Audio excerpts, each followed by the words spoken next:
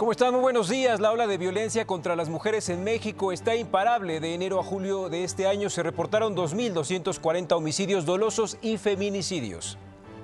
Dan a conocer imágenes de las inundaciones donde se edificaría el nuevo aeropuerto internacional de la Ciudad de México, en Texcoco. Ahora buscan rescatar el lago. El presidente López Obrador le pasa la estafeta a la Suprema Corte de Justicia de la Nación para que saque del limbo legal la consulta popular sobre el juicio a expresidentes. Señala la Organización Panamericana de la Salud que México es uno de los 10 países más afectados a nivel mundial por la pandemia de COVID-19. Este miércoles se reportan 568.621 casos confirmados, acumulados en el número de muertes que se elevó a 61.450.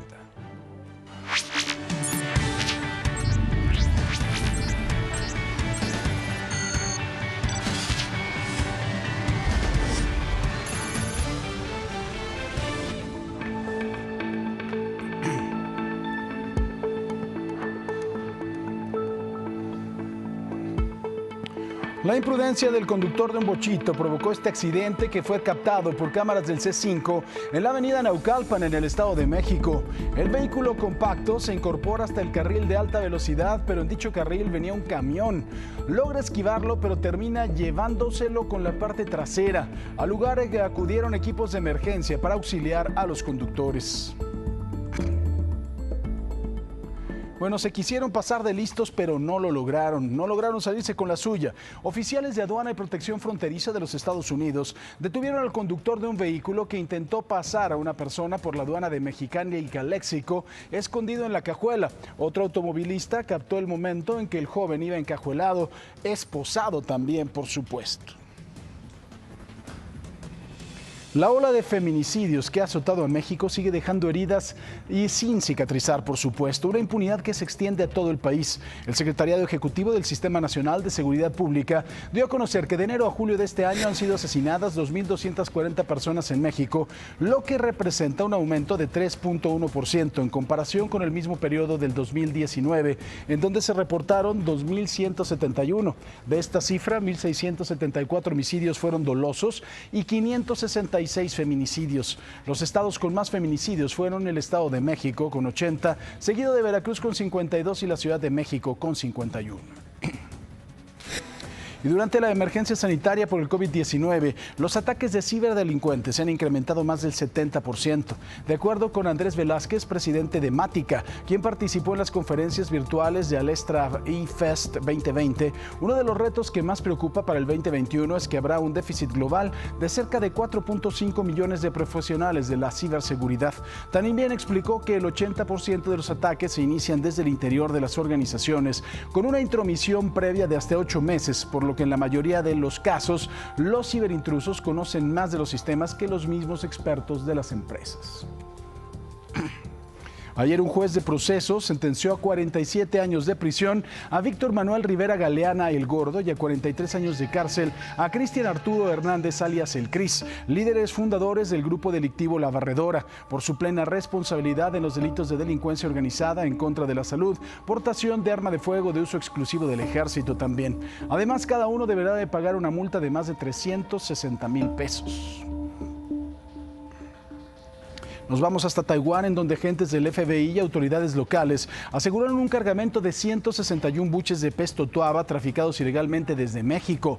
Durante el operativo fue detenido un hombre de 30 años quien intentó ingresar los 19 kilogramos de esta especie en peligro de extinción y los cuales tienen un valor en el mercado negro de $900,000.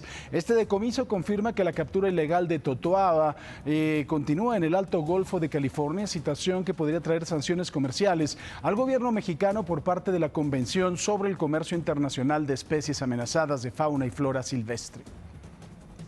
Mientras que en Matamoros, en Tamaulipas, elementos del ejército localizaron un narcotúnel durante un recorrido de vigilancia por el río Bravo.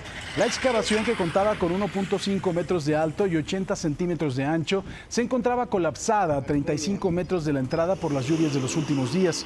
En su interior se encontraron una bomba de agua, mangueras y un generador. En Tabasco, a la orilla de la carretera federal Cárdenas-Coatzacoalcos, fueron encontrados los cuerpos de 5 hombres y una mujer. Todos presentaban un disparo en la cabeza y huellas de tortura. Elementos de la Guardia Nacional y de la Fiscalía General del Estado ya iniciaron las investigaciones correspondientes. Berta G., esposa del exgobernador César Duarte, quien actualmente está detenido en Miami, Florida, ya es buscada por el delito de peculado.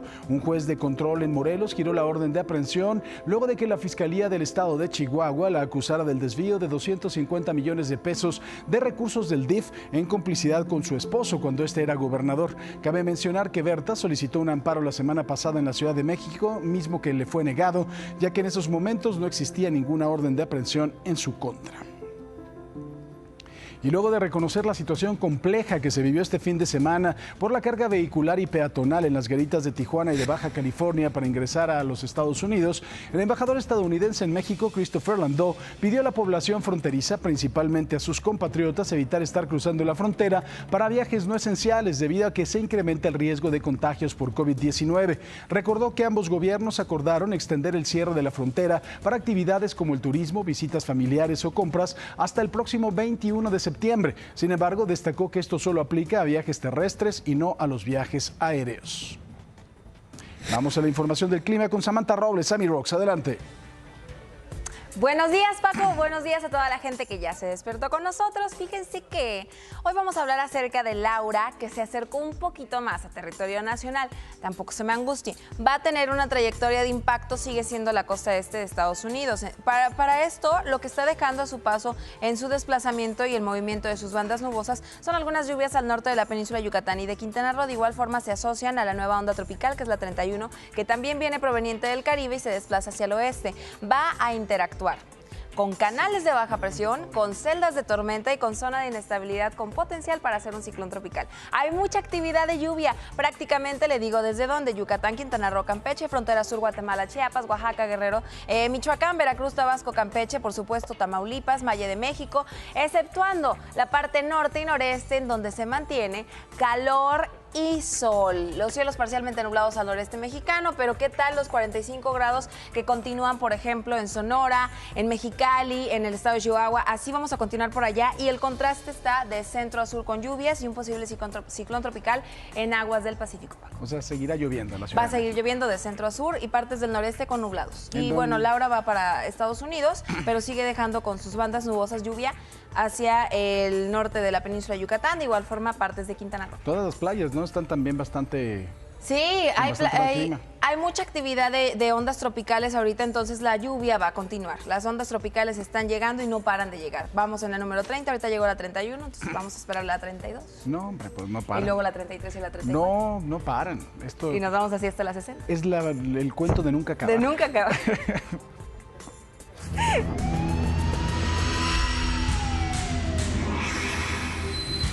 La noche de este martes, en el cruce del eje 3 Manuel Acuña y en la calle de Centenario, en la colonia centro de Azcapotzalco, se registró un fuerte accidente entre una ambulancia y un automóvil particular.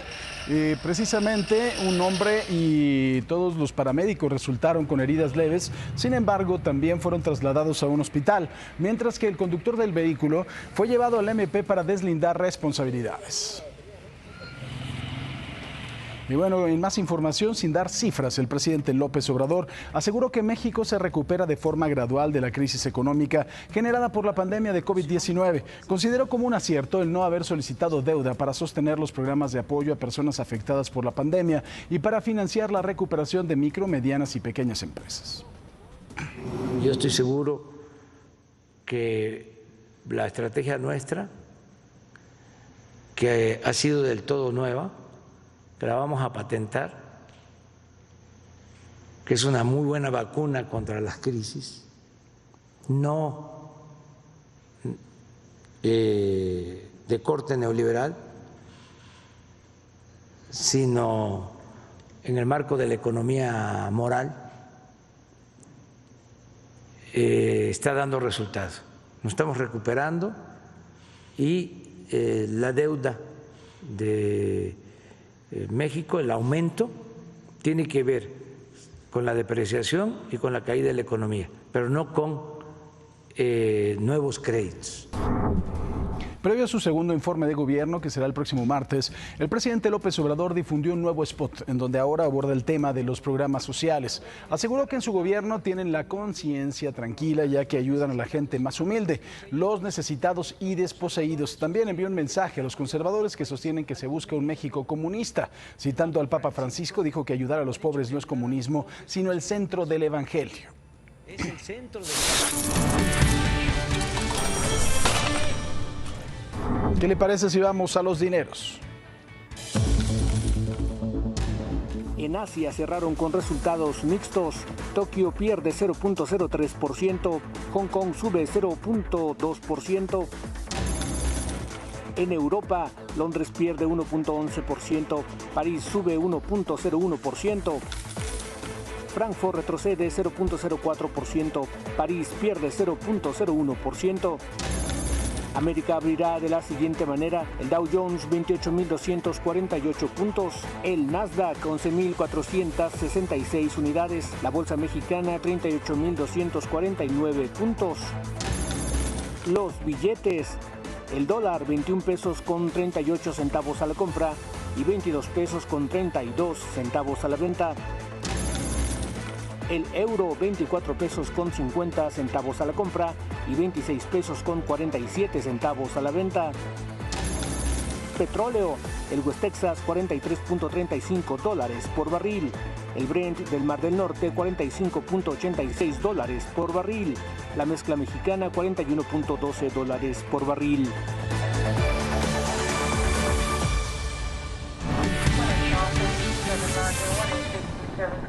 Información internacional. Saludamos con gusto a Quique Villanueva. Quique, buenos días. Muchas gracias, Paco. ¿Cómo estás? Muy buenos días. La autorización del gobierno de Donald Trump para usar plasma en recuperados de coronavirus en enfermos también fue cuestionada por gran parte de la comunidad médica y académica de este país. Tras la polémica generada, el director de la Administración de Alimentos y Medicamentos del país, Stephen Hahn, tuvo que disculparse por haber exagerado los beneficios de la terapia, y es que Hahn promocionó el tratamiento como un salvavidas. Y de Estados Unidos nos vamos a la otra parte del continente. La Organización Mundial de la Salud declaró a África como libre de poliovirus salvaje causante de la poliomielitis tras una campaña de décadas. Esta declaración dejaría a Pakistán y Afganistán como los únicos países donde al parecer no se ha erradicado el poliovirus silvestre. Desde 1996 se había entregado casi 9.000 millones de vacunas contra la poliomielitis en África. Paco, una buena noticia, al menos en cuestión de salud. Estamos erradicando algunas enfermedades que ha traído muchísimos daños a esa zona. Por supuesto, qué bueno que se siga trabajando, independientemente de que tenemos una tarea muy importante que es el coronavirus. Hay otras enfermedades también que han asolado a regiones enteras del mundo. Poquito a poquito, pero ya nos vamos deshaciendo de los virus. Así es. Gracias, Quique. Gracias, Robert. Buenos días. Feliz de estar esta mañana con todos ustedes. 6 de la mañana con 2 minutos. El día de ayer le preguntamos en nuestras redes sociales, ¿está de acuerdo en que se realicen juicios a expresidentes? Pues el 78% dijo que sí. El 22% no está de acuerdo. Gracias por haber participado y nuevamente los invito a que nos sigan, @ImagenSea, forme parte de esta familia y dígame, si Leo Messi abandona el Barcelona, ¿cuál cree que sea su próximo equipo? ¿Manchester City, PSG, Juventus u otro? O a lo mejor ya se retira, ¿qué será? O se busca una cantante y se casa, no sé. Platique con nosotros, nuestro hashtag Abre los Ojos. Arrancamos. El distanciamiento social se convirtió en una de las medidas más eficientes para frenar la propagación de la pandemia, pero en ella nos hemos topado con un golpe anímico importante. ¿Cuándo volveremos a abrazarnos? ¿Cuándo volveremos a estrechar nuestras manos con total normalidad? Las expresiones corporales que transmiten la sorpresa, la alegría, el miedo, la ira, nos hacen humanos. En estos días nos enfrentamos a una gran paradoja. Si bien un abrazo siempre resulta reconfortante en tiempos difíciles, la pandemia nos obliga a estar distanciados. Eso, según especialistas de la UNAM, representa un problema emocional. Y es que el abrazo es una expresión inherente del ser humano. Somos seres sociales. Es una protección corporal que aprendemos desde temprana edad. Ante esa restricción afectiva que de cierto modo enfrentamos, resulta indispensable aprender a simbolizar o nombrar nuestras emociones. Los especialistas recomiendan recurrir a expresiones artísticas o deportivas para fortalecer nuestra educación sentimental. Hay que tenerlo bien presente. Hoy, más que nunca, es una exigencia cuidar nuestro bienestar físico y emocional. Ambos son igual de importantes. Para Imagen, Diego Guerrero. La Organización Panamericana de la Salud señaló que México, junto con los Estados Unidos, Brasil, Colombia, Perú y Argentina, son de los 10 países más afectados a nivel mundial por la pandemia. Alertó que en la región de América, en las últimas 6 semanas, las muertes se duplicaron y los contagios aumentaron a más del doble, al pasar de 5.3 millones de casos a 12 millones.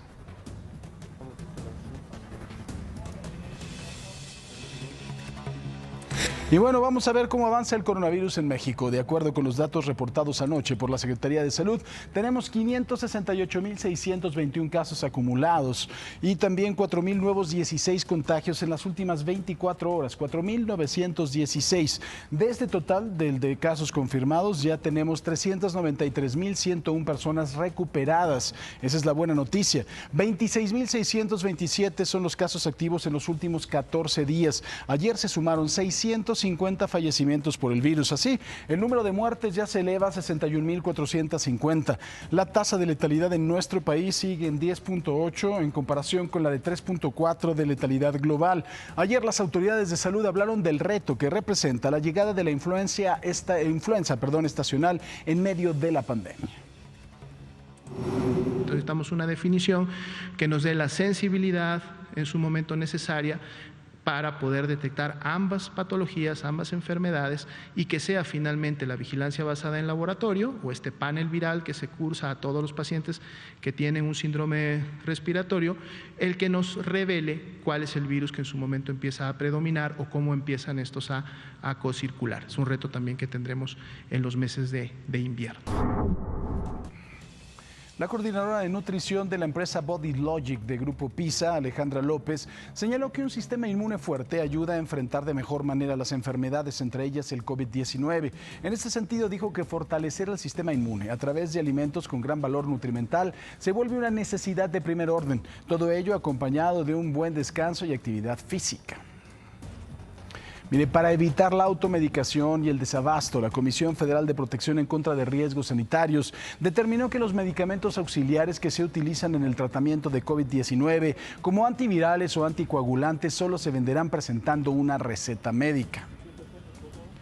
Y el gobierno de México acordó con Italia participar en el desarrollo de una vacuna para combatir al COVID-19, esto a través de ensayos clínicos. Así lo anunció el canciller Marcelo Ebrard, quien detalló que esta colaboración se suma a la que también pactó nuestro país con Rusia.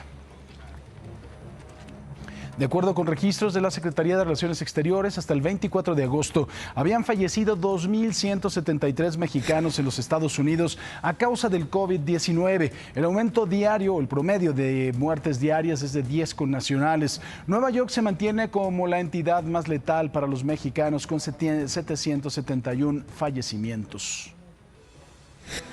Empresarios y artistas de más de 500 circos piden que se les permita volver a dar funciones después de 5 meses de permanecer inactivos. Malabaristas, equilibristas, taquilleros, payasos, actores y empleados de diferentes compañías circenses se manifestaron la mañana de ayer martes frente a la Puerta Mariana de Palacio Nacional para solicitar al gobierno federal permita abrir las carpas al público. Estamos aquí reunidos representando una asociación que son varios circos, alrededor de 500 empresas a nivel nacional, desde Tijuana hasta Cancún. Estas empresas hemos estado 5 meses sin laborar. Que yo vengo de la empresa que viene de Chihuahua, las oficinas o los terrenos están en la Ciudad de México. Traer 17 camiones desde Chihuahua hasta Ciudad de México pues implica muchos gastos, y no solo eso, sino que del staff personal son 200 artistas solo de la empresa que yo estoy. Llevar a todos los artistas, mantener, rentar departamentos, hospedaje de hotel, el terreno donde tenemos los vehículos, implica muchos gastos. Los manifestantes realizaron acrobacias, mientras que los payasos no dejaban de hacer bromas ante la situación adversa por la que atraviesan. Cansados de no ser atendidos, los circenses ingresaron a la calle de Moneda y se apostaron frente a la puerta número 1, donde personal de atención ciudadana se acercó para atender a la comisión y recibir el pliego petitorio. queremos que nos ayuden con dejarnos trabajar. ¿Por qué? Porque en 5 meses ya vemos que todo está activo. Los bares, los antros, los hicieron ahora restaurantes, restaurant-bar, para poder dar acceso, y se nos hace injusto. Los circenses dicen estar listos y tienen las medidas necesarias para evitar contagios y que así continúe la función. Con información de Rodolfo Dorantes, Imagen. Vamos a la información internacional. Quique Villanueva, adelante.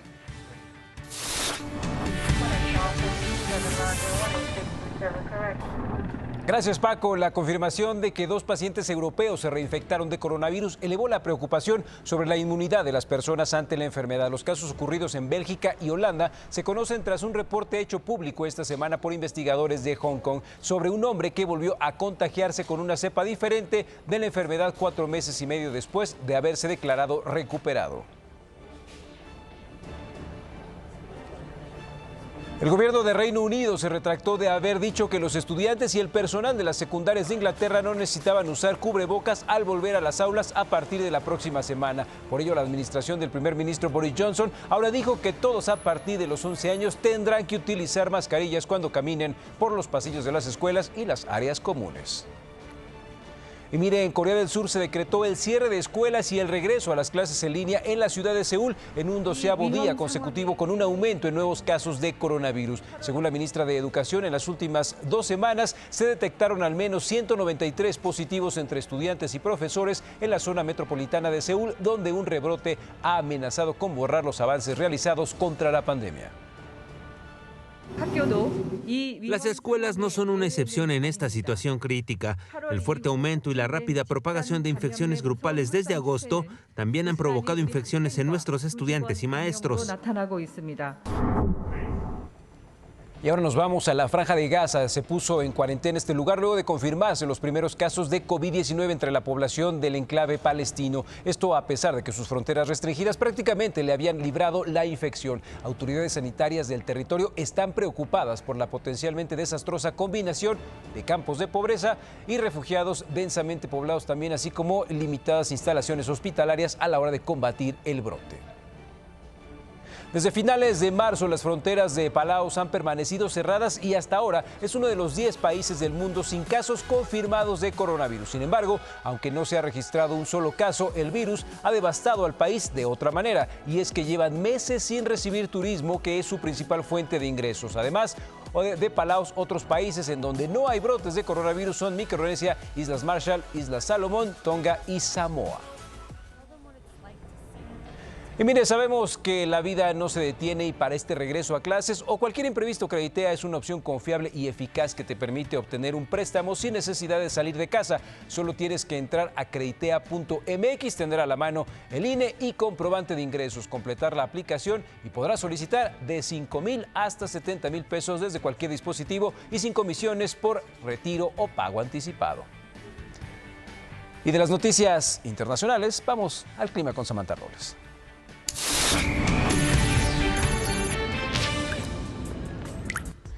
Muchísimas gracias, buenos días a toda la gente linda que ya se despertó y que nos están viendo. Gracias, Quique, 6:18.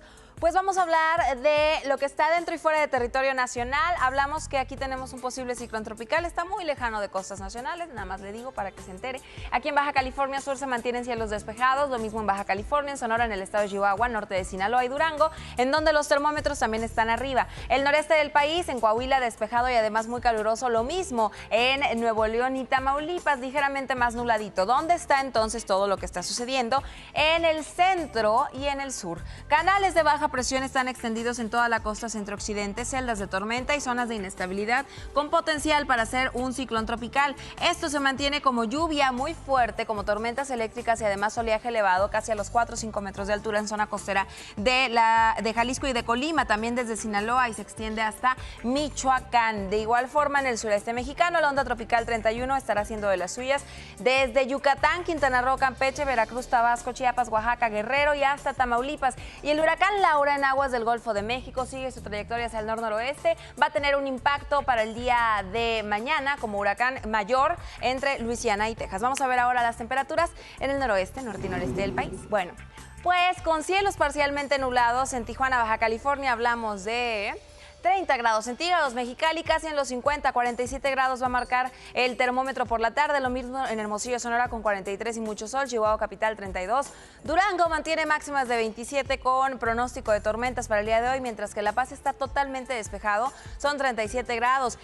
El día de hoy va a llover en la tierra de Xal. San Luis Potosí 25 grados centígrados. Zacatecas mantiene termómetros templaditos, incluso frío por la mañana con 22 grados por la tarde. Y Monterrey, Nuevo León 32. Tampico, Tamaulipas.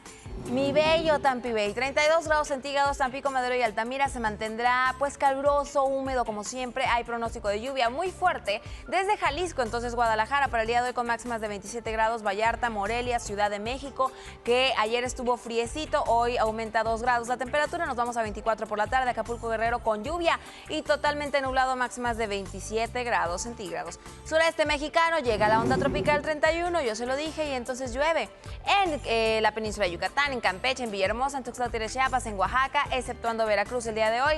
Pero ¿qué tal? Desde Cancún tenemos un pronóstico de tormentas eléctricas debido a la llegada de ondas tropicales, pero también debido a las celdas de tormenta que se han generado ahorita con toda la inestabilidad, tanto en aguas del Caribe, del Pacífico y del Atlántico en el Golfo de México. Continuaremos con celdas de tormenta prácticamente lo que resta de la semana, y en el Valle de México también continuaremos con pronóstico de lluvia. Ciudad de México, Puebla, Tlaxcala, Hidalgo, el Estado de México, Morelos, y se extiende hasta Querétaro este pronóstico de tormentas eléctricas. Mientras tanto, el norte del país despejado y soleado. Mi querido Paco, vámonos contigo del otro lado del estudio. Más información, buen día.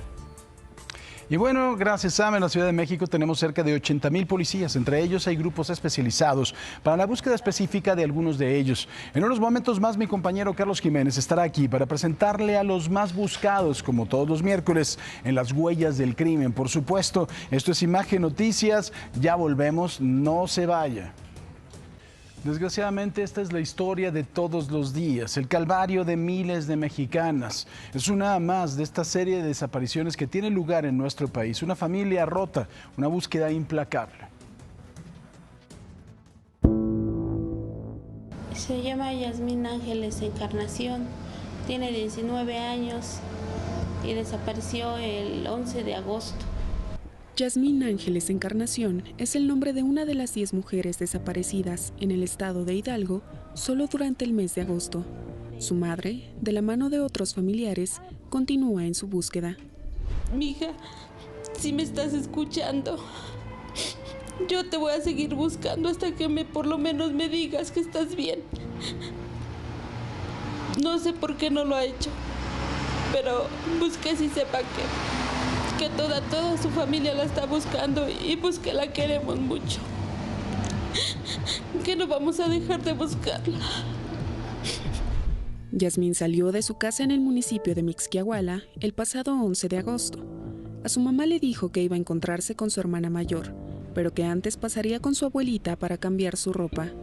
De ahí la vieron salir vestida con pantalón de camuflaje verde, playera azul marino y una bolsa. Desde entonces, no han vuelto a tener contacto con ella. Pues no supe ni qué, o sea, ni dónde buscarla, porque pues ella prácticamente nada más iba aquí, o sea, venía aquí y iba a cocineras. Yo dije, pues ¿a dónde se metió? Empezamos a hablarle a sus tíos, que pues si no la habían visto, que no, pues nadie. Y ya en la tarde nos fuimos a hacer la denuncia, de que pues no aparecía, ya dimos toda la información. Las primeras veces que intentaron comunicarse con Yasmín, su teléfono sonaba en espera. Llamaron a todas horas, incluso por la madrugada, pero tras no recibir respuesta, optaron por no insistir más. Buzón de voz. La llamada se cobrará al terminar los tonos siguientes. La desaparición forzada de mujeres en la entidad continúa. Los casos de feminicidio también han incrementado. De acuerdo con la Secretaría de Seguridad Pública de Hidalgo, en el año se han registrado 11 feminicidios. El 2017 fue el año con más feminicidios en Hidalgo hasta el momento. En el 2018, claro, del periodo que se informa. En el 2018 y en el 2019 Hidalgo se mantuvo con 20, o sea, menos que en el 2017, con 20 delitos.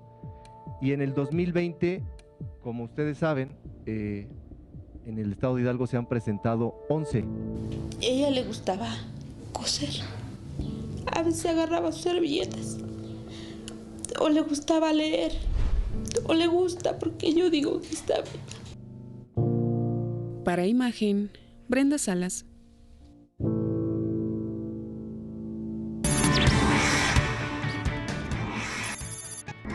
Un juez sentenció a 47 años de prisión a Víctor Manuel Rivera Galeana y a 43 años de cárcel a Cristian Arturo Hernández, líderes fundadores del grupo delictivo La Barredora, por su plena responsabilidad en los delitos de delincuencia organizada, contra la salud y portación de arma de fuego.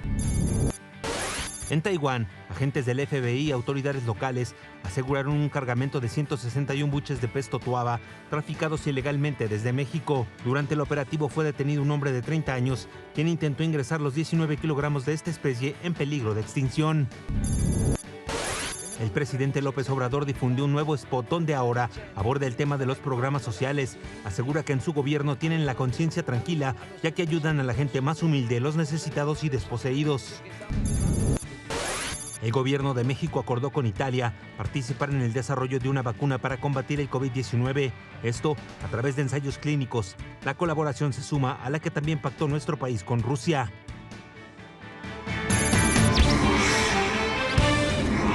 La pandemia ha planteado una nueva disyuntiva para los padres de familia que han decidido ingresar a sus hijos a escuelas particulares, seguir pagando o sumarse al programa de clases a distancia del gobierno mexicano. ¿Usted qué opina? Rebeca tuvo que pagar íntegra a la colegiatura del colegio privado en el Estado de México, donde su hijo Ángel comenzó este lunes su segundo grado de primaria. Sin embargo, lo hizo tal y como si estuviera en una escuela pública, siguiendo el programa Aprende en Casa 2, sin ninguna clase virtual. Y ahora que empieza este ciclo escolar, nos metieron igual a lo de Aprende TV. Estoy preocupada porque pagamos una inscripción y una colegiatura que pues yo no le veo el sentido si están trabajando como una escuela pública. Yo sí quisiera que pues nos pudieran ayudar las escuelas privadas, pues con una organización diferente y con las plataformas que ellas pudieran trabajar, porque a final de cuentas pues estamos haciendo un gran esfuerzo por seguir pagando y no nos hacen ningún descuento. En mi caso no. Yo no sé si alguna otra escuela esté haciendo descuentos. Esta madre de familia contó que la directora de la primaria particular donde tiene inscrito a su hijo desde primer grado le aseguró a los padres de familia que la semana entrante comenzarán las clases virtuales. Sin embargo, todavía están con la incertidumbre de qué va a pasar con la educación de sus hijos. No quisiera tener que cambiar a mi hijo a una escuela pública porque realmente no sabemos cómo va a seguir con esto de la pandemia. No sé qué cambios vaya a haber en el sentido de la organización de las escuelas. Para nosotros los papás pues tampoco es fácil pagar una colegiatura, menos en estos tiempos. Los gastos están complicados y pues yo me imagino que todos estamos en una situación muy complicada. A Rebeca, lo que más le agobia es el aprendizaje de su hijo, pues está convencida de que a causa de la pandemia ha sufrido un rezago. Ahora tienen clases de inglés, educación física, tenían de computación, al parecer este año ya no va a ser computación y pues los maestros sí nos ofrecieron las clases virtuales en ese sentido. Pues el atraso de mi hijo del año pasado yo siento que ya no se va a remediar, por lo menos este año no. La preocupación que tengo es la educación de mi hijo, que sea pues una buena educación, porque por algo se está tratando de pagar la escuela. Para Imagen, Laura Toribio. Tras la alerta de la ONU sobre el peligro de una catástrofe generacional ante el cierre de escuelas a nivel mundial, la Coalición Trinacional en Defensa de la Educación Pública advirtió también sobre la afectación de las condiciones de trabajo de los docentes, y es que en estos días se ha desvanecido el límite entre la jornada laboral y la vida privada. Por ello, la organización entregó una carta a la SEP en la que externa su preocupación ante la falta de consulta a la comunidad magisterial en las decisiones que se han tomado frente a la crisis sanitaria. Diversos organismos, colectivos e instituciones han señalado que la pandemia implica un mayor riesgo de abandono escolar para las mujeres adolescentes, y es que ellas asumen labores domésticas o de cuidado en sus hogares o tienen que contribuir al ingreso familiar. Ya antes de la pandemia, la tasa de mujeres jóvenes que no estudiaban y tenían un empleo remunerado era del 33%, poco más del doble del promedio de la OCDE, que es de un 15%. Y mire, sobre un posible juicio en contra de los expresidentes de México, el presidente López Obrador reiteró que esta decisión se somete a consulta ciudadana. Explicó que deja en manos de la Suprema Corte de Justicia de la Nación si la eventual consulta se lleva a cabo el 6 de junio del 2021, durante las elecciones federales o en los primeros días de agosto de ese mismo año. Lo dijo así. Yo estoy porque si se va a juzgar a expresidentes, que sea mediante una consulta, que sea la gente, la mayoría, la que decida. Yo voy a votar en contra, tengo mis razones y las voy a exponer. Ya las he dado a conocer y voy a seguir argumentando. Pero en la democracia el pueblo manda. Ahora, creo que tenemos que ser muy claros, ¿no?, los propios mexicanos al respecto de que esto no es un asunto de consultas. Si los expresidentes cometieron un delito, no es una decisión de alguien, ni de la democracia, ni de la opinión del presidente, ni desde el si él va a votar en contra o no, que eso nos importa un bledo, ni si usted va a votar en favor o en contra. Tiene que ver con que si cometieron un delito y este delito se persigue de oficio, simple y sencillamente la Fiscalía General de la República tiene la obligación legal de perseguirlos. No es una cuestión que tenga que ver con que si el pueblo quiere o el pueblo no quiere. O sea, no podemos llevar, si fueron unas ratas, ¿no?, si el gobierno de Peña Nieto estuvo lleno de ratas y él también lo fue, a la cárcel el tipo, ¿no? Lo mismo en el gobierno de Calderón, simple y sencillamente, así es la ley. No lo estoy inventando yo, no lo dice nadie más, lo dice la Constitución, lo dice el Código Penal, lo dice el Código Nacional de Procedimientos Penales, punto final, no tiene nada que ver con consultas. Pero bueno, ya sabemos que todo se lleva en este país al tema político. Pero sobre esto, Marco Cortés, dirigente nacional del PAN, llamó a López Obrador a que no haga política, sino justicia, ya que si tiene los elementos en contra de los expresidentes debe de presentar una denuncia. Tras puntualizar que no se necesita ninguna consulta para juzgar a los exmandatarios, recordaron que hay temas más importantes en los que su gobierno no ha dado resultados, como la recesión económica, el desempleo y los temas educativos. Previo a su segundo informe de gobierno, que será el próximo martes, el presidente López Obrador difundió un nuevo spot en donde ahora él aborda el tema de los programas sociales. Aseguró que en su gobierno tienen la conciencia tranquila, ya que ayudan a la gente más humilde, los necesitados, los desposeídos. También envió un mensaje a los conservadores que sostienen que busca un México comunista. Citando al Papa Francisco, dijo que ayudar a los pobres no es comunismo, sino el centro del evangelio. En más información, en México, entre la población más vulnerable se encuentran las personas con discapacidad. En este contexto, Ariadna Montiel, subsecretaria de Desarrollo Social y Humano de la Secretaría del Bienestar, resaltó que actualmente los apoyos sociales del gobierno federal llegan al 45% de este sector, especialmente en las zonas marginadas e indígenas. Al dar el avance de los programas sociales, resaltó que actualmente hay 7.9 millones de personas con discapacidad, de las cuales se atiende a más de 800,000 personas mediante la pensión para el bienestar de personas con discapacidad, y la meta para finalizar el 2020 es de 1 millón. De estos 7.9 millones de personas con discapacidad, 2.8 millones de ellos son adultos mayores, que digamos estaríamos cubriendo con la pensión de adulto mayor. Y el millón con el que nosotros estamos enfocando la pensión de discapacidad, por eso va primero a los niños y a los jóvenes, porque al tener 1 millón no podemos cubrir a toda la población y por eso hacemos esta focalización para atender primero a los más pobres. Con el fin de tener una mejor conservación de los acervos culturales y digitales de la Secretaría de Cultura, ayer la dependencia firmó un convenio con la Coordinación de la Memoria Histórica y Cultural de México, encabezada por Beatriz Gutiérrez Müller. La firma de este convenio se dio en el Museo del Carmen, en el barrio de San Ángel. Se viene una nueva subasta del gobierno federal. Es la sexta subasta con sentido social del año, organizada por el Instituto para Devolver al Pueblo lo Robado. Esta se llevará a cabo en el Complejo Cultural de Los Pinos el próximo domingo 30 de agosto. Serán 250 lotes de mercancía diversa con un precio de salida de 19.7 millones de pesos, recursos que serán destinados al sector salud.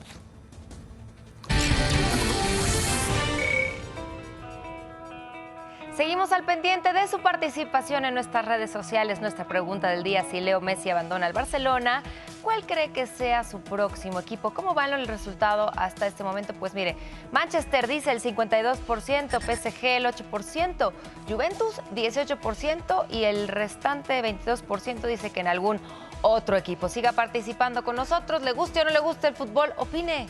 Díganos cuál es su corazonada. Pero bueno, mientras le cuento, desde hace una semana circula en internet el video de un animalito del que se desconoce su especie. Como parece pues la mezcla entre un perrito, un zorro y un oso, de inmediato decenas de usuarios en internet comenzaron a generar teorías y un reto que se hizo viral para adivinar la especie del animal. Recientemente se supo que se trata de una marta sibelina. La especie puede llegar a medir más de 45 centímetros y pesar cerca de 1 kilo. Y miren qué bonito, sí es cierto, está hermoso. Bueno, hacemos una pequeña pausa y regresamos. Hay más información, no se mueva.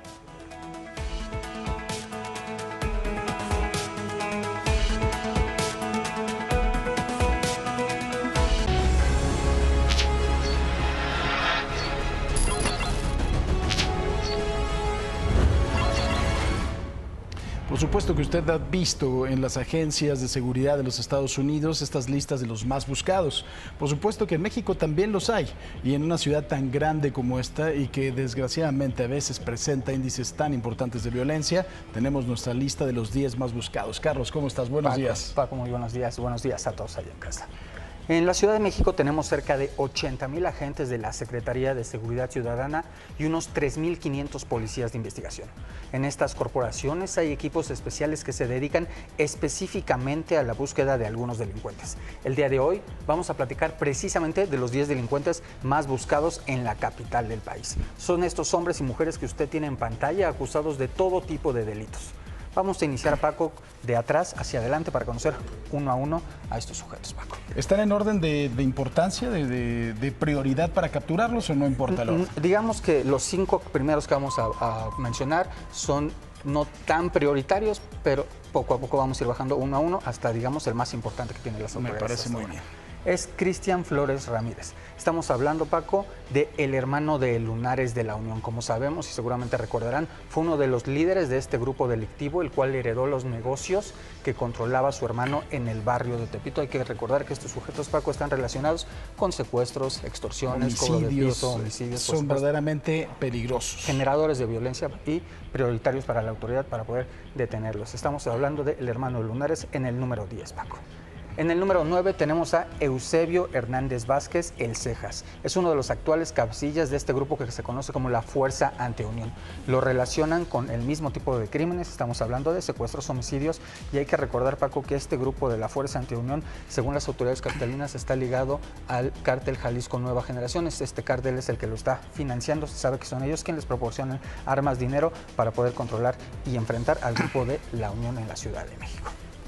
En número 8 tenemos a Eduardo Ramírez Tiburcio, el Chori, es otro de los líderes de este grupo de la Unión. Se maneja con un perfil muy bajo, pero las autoridades lo buscan desde hace tiempo. El hombre está acusado de extorsiones a comerciantes, secuestros e incluso de la desaparición de una de sus exparejas. Paco, estamos hablando de una joven que ya en algún momento platicamos de ella, de una joven de las llamadas novias de la Unión, Paco. ¿Todos estos tienen ya en su contra una orden de aprehensión? La mayoría de ellos sí, Paco. Hay algunos a los que todavía no se les ha podido trabajar la orden de aprehensión, pero se sabe de todos sus delitos. Incluso las autoridades han estado a punto de detenerlos en flagrancia cometiendo algún tipo de estos delitos, pero hasta ahorita no. La novedad de una mujer. Una mujer. Estamos hablando de una mujer a la que conocen como La Voz. Se llama Liliana Pérez Ramírez, es hija de el Ojos, este líder y fundador del cártel de Tláhuac, este hombre que se generaba mucha violencia en la zona de Tláhuac, de Iztapalapa, de Chalco. Estamos hablando de una mujer que la acusan de ordenar ella plagios, torturas, ejecuciones, secuestros, todo esto al poniente de la ciudad, Paco. La hija de Felipe de Jesús, el Ojos. Siguiente. Vamos a platicar de Fabián Solís Vega, el Fabián. Es este hombre que usted tiene en pantalla. Es un hombre acusado de extorsiones, secuestros, que opera al centro y norte de la ciudad. Es un hombre que, según lo que saben las autoridades, inició su movimiento delincuencial argumentando que él iba a proteger a sus vecinos del grupo delictivo de la Unión. Les empezó a cobrar por esta protección y cuando se dieron cuenta ya lo que hacía. Este es el que se hacía pasar por agente de la policía y todo eso, ¿no? Él decía que era policía, que él los iba a cuidar, que él les cobraba, decía, vamos a cobrarles la renta, la protección. Sin embargo, ahora, bueno, las autoridades lo buscan precisamente por ustedes. Si los reconoce, lo más importante no solo es que se lo platiquemos, sino que hable usted al 911. Sí, por supuesto. Y diga dónde está alguno de estos infelices. Sí, las autoridades lo que buscan es que si usted tiene algún dato, alguna información, lo proporcione. Por supuesto, toda la información que reciben las autoridades es anónima para dar con estos. Estos son los 5 primeros. Vamos a hablar ahora uno a uno. Individualmente, los más buscados, los más peligrosos. Los más peligrosos, los más buscados por las autoridades capitalinas. Vamos a empezar en quinto lugar con Yuritsi Martínez, Paco. Seguramente recordarás, estamos hablando de la exnovia de Norberto Ronquillo, aquel joven estudiante que seguramente recordarán a las autoridades. Las autoridades investigaron su secuestro en junio del año pasado, cuando salía él de la universidad. Ahí lo secuestraron, días después fue hallado sin vida este joven, a pesar de que su familia pagó el secuestro. Estas son las imágenes de aquella ocasión, el último día que salió de la universidad, aquella noche sale de la universidad, desapareció. Esta es la exnovia, no la novia que tenía en ese momento, sino la exnovia, la que es la autora intelectual de todo este secuestro. Exactamente, es su exnovia. Hay que recordar que ella dio la información a los secuestradores para que se lo llevaran. Ella fue compañera de este joven, ella estuvo en la Universidad del Pedregal, la misma donde estudió Norberto. Tras el plagio, ella difundió en sus redes sociales mensajes de indignación para localizarlo. En su Twitter tenía algunos mensajes en los que llamaba a localizar a Norberto, se quejaba de las autoridades y bueno, finalmente se sabe que ella fue la que dio todos los datos necesarios para su secuestro. Desde que lo secuestró, desde que las autoridades comenzaron a buscarlo, cerró sus redes sociales, apagó su teléfono, desapareció la mujer. Se peló. Se le está buscando. Ahí está incluso su Twitter, donde ella tenía una imagen precisamente. Ya está vacía. Ya está bloqueado, pero ella incluso colocó una imagen en la que pedía que se localizara a Norberto cuando, bueno, ahora se sabe. Cínica. ¿Qué más tenemos? Tenemos ahora a... El cuarto más buscado. El cuarto más buscado, sí, vamos a verlo. Que sería... Juan Carlos García. Si recordarán seguramente a este hombre, es el hombre acusado de ordenar el asesinato de su ex esposa, Abril Pérez Zagaón, en noviembre del año pasado.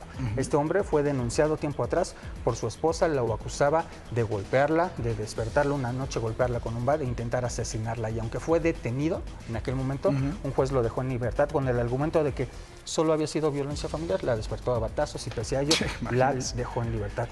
Este tipo era funcionario de una empresa importante, ¿no? En materia de logística. Sí, era el encargado de esa empresa. Después de que sucede esto, él desaparece. Las autoridades, después de que lo encarcelan, él sale de prisión. Después de que ella es asesinada, él desaparece. Las autoridades en su momento detienen a los 2 sicarios que la asesinan, a los autores materiales, y lo que encuentran las autoridades es que él ordenó el asesinato. Las autoridades saben que él huyó hacia Estados Unidos. Incluso la fiscal Ernestina Godoy en algún momento dijo que ya lo tenían ubicado, que sabían dónde estaba, pero hasta ahora no han podido detenerlos. 2 sujetos están detenidos por este crimen, pero este hombre en específico es buscado todavía por las autoridades. El tercero. Bueno, vamos a ver el tercero. Estamos hablando de otro de los líderes de la Unión, Paco. Es un jefe de sicarios que se llama Víctor Hugo Ávila Ramírez. Lo conocen como El Huguito. Las autoridades lo relacionan con asesinatos, secuestros y extorsiones de personas que han dejado encobijadas, entambadas, es decir, un sujeto con un gran nivel de violencia. Claro, de peligrosidad. En la zona centro de la ciudad. Son pocas las imágenes que existen de él. Esta última imagen donde aparece él con lentes, donde aparece él con gorra, estamos hablando de una imagen que él subió a su teléfono celular y que las autoridades encontraron en el teléfono de uno de sus cómplices. El hombre estuvo detenido en algún momento, incluso las cámaras de la ciudad captaron su detención en 2017. Estamos viendo en las imágenes aquel momento en el que fue detenido. Eso sobre el Paseo de la Reforma, ¿no? En el Paseo de la Reforma él tenía, en esa camioneta que estamos viendo ahí en pantalla, Paco, él tenía a un hombre secuestrado. Sí. Lo llevaba sobre el Paseo de la Reforma, lo detiene la Secretaría de Seguridad Ciudadana, ahí estamos viendo, los agentes lo bajan de la camioneta, lo tienen detenido ahí sobre el Paseo de la Reforma, le quitan en ese momento, Paco, 2 armas, los detienen. Sin embargo, Paco, la persona que tenía secuestrado decide no denunciarlo y él queda en libertad solo 2 días después. Imagina el nivel de violencia de este sujeto, Paco, que el monitorista que estaba grabando estas imágenes, o sea, el que lo sigue en el C5, que lo sigue en el C5, él de alguna forma se entera quién es, y días después él aparece muerto en el barrio de Tepito, torturado, embolsado y aparece sin vida. Estamos hablando de Víctor Hugo Ávila Ramírez, el Huguito de la Unión. El segundo lugar. Vamos a hablar del segundo lugar. Es una persona, Paco, que hasta el momento no se tiene el nombre. Esto es un retrato hablado, es un violador serial que opera en la alcaldía Miguel Hidalgo. Se trata de un hombre al que las autoridades lo ligan con al menos 20 ataques sexuales ocurridos desde el 2012. Según las investigaciones de la Fiscalía de Justicia de la ciudad, opera en distintas colonias de la alcaldía Miguel Hidalgo, desde la zona de las Lomas de Chapultepec hasta la zona de Polanco. El sujeto busca víctimas en las zonas boscosas, en donde hay algún parque, alguna zona boscosa. Regularmente ataca a mujeres que salen o que van a trabajar, las amaga con una navaja, no suele robarles ni sus teléfonos ni sus carteras, es decir, solamente las ataca sexualmente. Las autoridades se les ha complicado poder ubicarlo, precisamente porque por este no les roba nada. Pero ese rostro se hizo gracias al trabajo de peritos, incluso de la Fiscalía General de la República. Ahora un grupo especial está buscando para detener a este sujeto. Y el número 1, el más buscado. Número 1, estamos hablando de Lenin Jonathan Canchola Martínez, sujeto apodado el Lenin. Es líder de una banda de narcotraficantes, extorsionadores, secuestradores, distribuidores de droga que opera en la alcaldía Cuajimalpa y en la alcaldía Álvaro Obregón. Las autoridades lo señalan como uno de los principales responsables de la ola de violencia que se ha registrado en estas alcaldías, ordenando los crímenes para poder controlar la distribución de cocaína, marihuana en esta zona de la ciudad. Les vamos a mostrar un video, Paco, para que vean el nivel de armas que tiene este sujeto. Esto sucedió hace unos meses precisamente en la zona de Álvaro Obregón. Son sicarios encapuchados que llevan armas largas, mira cómo van caminando en esta zona de Álvaro Obregón, pasan frente a una casa y tras pelearse con sus armas, porque incluso parece que ni siquiera saben utilizar bien esas armas, lo que hacen es comenzar a disparar. ¿A quién le están disparando, Carlos? Están disparando contra una casa, Paco, contra la casa de uno de sus enemigos, de las personas con las que quieren pelear para controlar a un hombre que incluso ya asesinaron. Actualmente ya está muerto este hombre al que le estaban disparando. Esa era su casa y bueno, esa es la forma en que operaban. El Lenin Canchola, un sujeto que se sabe tiene a su disposición a más de 100 sujetos que están trabajando para él en este tipo de delitos, Paco. Pues bueno, estos son los 10 más buscados. Usted lo reconoce, por supuesto, 911 es muy importante para cuidar la seguridad de todos. Gracias, mi querido Carlos. Gracias, Paco, muy buen día. Te lo agradezco mucho. Vamos a un resumen de información. El secretariado ejecutivo del Sistema Nacional de Seguridad Pública dio a conocer que de enero a julio de este año han sido asesinadas 2.240 mujeres en México, lo que representa un aumento de 3.1% en comparación con el mismo periodo de 2019, donde se reportaron 2.171 víctimas. Berta G., esposa del exgobernador César Duarte, detenido en Miami, Florida, ya es buscada por el delito de peculado. La Fiscalía del Estado de Chihuahua la acusa del desvío de 250 millones de pesos de recursos del DIF. Para evitar la automedicación y el desabasto, la Comisión Federal de Protección contra Riesgos Sanitarios determinó que los medicamentos auxiliares que se utilizan en el tratamiento de COVID-19, como antivirales o anticoagulantes, solo se venderán presentando una receta médica. Organismos, colectivos e instituciones han señalado que la pandemia de COVID-19 ha implicado un mayor riesgo de abandono escolar para las mujeres adolescentes, ya que ellas asumen labores domésticas o de cuidado en sus hogares o tienen que contribuir al ingreso familiar.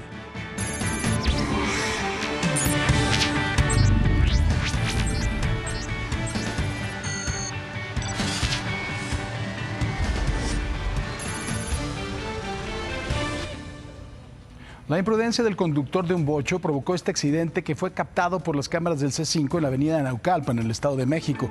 El vehículo compacto se incorpora hasta el carril de alta velocidad, pero en dicho carril venía un camión, logra esquivarlo, pero termina llevándoselo con la parte trasera. Al lugar acudieron equipos de emergencia para auxiliar a los conductores. Se quisieron pasar de listos, pero no lograron salirse con la suya. Oficiales de aduanas y protección fronteriza de los Estados Unidos detuvieron al conductor de un vehículo que intentó pasar a una persona a la aduana de Mexicali, Caléxico, escondida en la cajuela. Otro automovilista captó el momento en que el joven que iba encajuelado es esposado. De verdad que el poder los vuelve locos. Luego de que se diera a conocer el escándalo que protagonizó el delegado de la Secretaría de Relaciones Exteriores en Sonora, Benjamín Hurtado Aguirre, este renunció. Y es que el sujeto fue grabado discutiendo borracho con los guardias de un bar en Hermosillo, a quienes amenazó con utilizar sus influencias, hablarle al presidente: yo los voy a correr, y con el canciller si no lo dejaban seguir tomando. Pero ¿sabe qué es lo que también argumenta? Que no estaba borracho. No, que sí se portó mal, pero que él no estaba borracho, que él no estaba tomando, que era puro cafecito del Oxxo. Hijo de Dios. ¿Qué dices? ¿Qué dices? Mira, mañana le hablo. Mira, luego que se vuelven locos estos cabrones. Ay, Dios, el ridículo que hacen. Y mire qué rayada se va a dar el senador Napoleón Gómez Urrutia luego de ganarle un juicio a Grupo Peñoles por despido injustificado. La empresa deberá de pagarle $1 millón de salarios caídos y prestaciones por 12 años y 8 meses que elaboró para Minera Mexicana La Ciénega. El hoy legislador fue despedido el 1 de enero del 2008 como secretario general y ayer finalmente obtuvo un fallo favorable. Berta G., esposa del exgobernador César Duarte, quien actualmente está detenido en Miami, Florida, ya es buscada por el delito de peculado. Un juez de control en Morelos giró la orden de aprehensión luego de que la Fiscalía del Estado de Chihuahua la acusara del desvío de 250 millones de pesos de recursos del DIF en complicidad con su esposo cuando éste era gobernador. Cabe mencionar que Berta solicitó un amparo la semana pasada en la Ciudad de México, mismo que le fue negado ya que en esos momentos no existía esta orden de aprehensión en su contra. La ola de feminicidios que ha azotado a México sigue dejando heridas sin cicatrizar, y se extiende en todo el país. El Secretariado Ejecutivo del Sistema Nacional de Seguridad Pública dio a conocer que de enero a julio de este año han sido asesinadas 2.240 mujeres en México, lo que representa un aumento del 3.1% en comparación con el mismo periodo del 2019, en donde se reportaron 2.171. De esta cifra, 1.674 fueron homicidios dolosos y 566 feminicidios. Los estados con más feminicidios fueron el Estado de México con 80, seguido de Veracruz con 52 y la Ciudad de México con 51. También en la Ciudad de México, las autoridades continúan con las investigaciones respecto a la situación jurídica de una construcción en la alcaldía de Álvaro Obregón.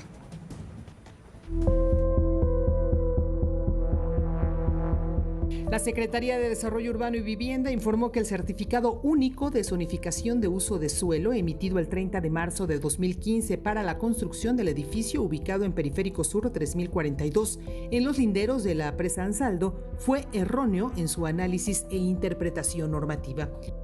De acuerdo con las autoridades, el dictamen de aclaración de zonificación de uso de suelo para AB, área verde, se expidió para una superficie de terreno de 2.604.83 metros cuadrados y se elaboró con la versión del Programa Delegacional de Desarrollo Urbano de la entonces Delegación Álvaro Obregón de 1997. No obstante, señalan que para la fecha en que fue otorgado, le correspondía el programa que se encontraba vigente y que fue aprobado en 2011, en el que se establece que las áreas verdes públicas no podrán tener cambio de uso, por lo que deberán de mantenerse su uso de área verde inalterable. De haberse aplicado el programa delegacional de desarrollo urbano que le correspondía, por tener la zonificación AB a esta edificación, no le sería aplicable la norma 10 que hace referencia a las alturas máximas en vialidades. De tal forma que Asjufi, Consultores Inmobiliarios SADCB, estaría incurriendo en una ilegalidad al haber construido 15 pisos para oficinas con locales comerciales en la planta baja y 7 niveles más subterráneos para estacionamiento. Hay una revisión por parte de la Secretaría de Desarrollo Urbano y Vivienda de empresas que han venido generando irregularidades, no solamente fraudes, sino inclusive falta de permisos y que iniciaron construcciones, en donde hay mucho mayor revisión, y en caso de que tengan una demanda judicial, en ese caso ya no se les permite la construcción. Conforme al artículo 158 del reglamento de la Ley de Desarrollo Urbano del Distrito Federal, el certificado único de zonificación de uso de suelo es el documento público en el que se hace constar los instrumentos de planeación de desarrollo urbano para un inmueble determinado. Cabe resaltar que el contenido de cada certificado debe guardar consistencia y correspondencia con las normas en materia de desarrollo urbano aplicables. Sedubi sostuvo que tiene la firme convicción de hacer cumplir la legislación y ordenamientos que regulan los usos de suelo, zonificación, niveles y altura permitidos, porcentaje de área libre y construcción, número de viviendas y densidad, así como lo relativo al espacio público. Ante ello, se informó que la Dirección General de Asuntos Jurídicos de esta Secretaría inició las acciones legales correspondientes, entre ellas un juicio de lesividad presentado ante la Fiscalía General de Justicia Capitalina y del cual se espera que pronto haya una resolución. Para Imagen, Wendy Roa. ¿Qué le parece? Vamos a las calles de la Ciudad de México con Atalo Mata. Querido Atalo, ¿cómo estás? Buenos días. Hola Paco, ¿cómo estás? Excelente miércoles, muy buenos días. Estamos en las instalaciones del Consejo Ciudadano para la Seguridad y Justicia de la Ciudad de México, en las instalaciones de la Alcaldía Iztapalapa. ¿Qué es lo que hacen aquí? Pues ya sabemos, aquí atienden llamadas telefónicas para cualquier necesidad en cuanto a seguridad. Y ahora, pues las instalaciones de aquí de Iztapalapa las han modificado un poco con este regreso a clases. Te vamos a explicar cómo está este asunto. Para empezar, pues ya se sabe que hay que sanitizarse, hay que recibir gel antibacterial, antimicrobiológico y que finalmente esto permite mantener también esta limpieza y la sana distancia. Gerardo Juárez nos muestra del lado derecho que hay un jardín ya habilitado también con estos acrílicos, precisamente para evitar contagios, para evitar mayores acercamientos entre profesionales y la gente que viene a solicitar ayuda por violencia intrafamiliar o cualquier tipo de situación de emergencia.